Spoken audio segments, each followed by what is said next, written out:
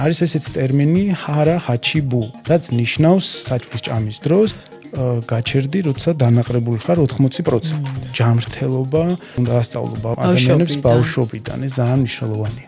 კარატეს დაბადების ადგილი არის ოკინავა, ეს იყო შექმნილი, რომ ადამიანებს დაეცვათ თავი, კარატე ნიშნავს შიშველ ხელს, ადამიანის სხეული უნდა ყოფილიყო როგორც იარაღი, ანუ ძლიერი უნდა ყოფილიყო სხეული.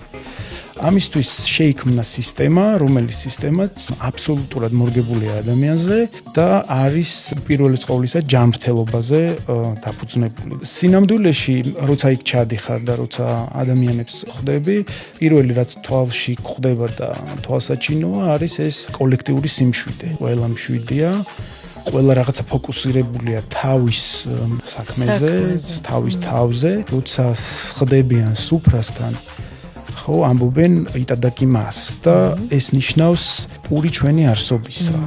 ანუ ყველა ამბობს ამას და არ ამბობს თქვათ პური ჩვენი გაძღომისა რაღაც ეგეთი. როგორ გააკეთე ინტეგრაცია აი ქართულ ბავშვებში ამ ფილოსოფიის?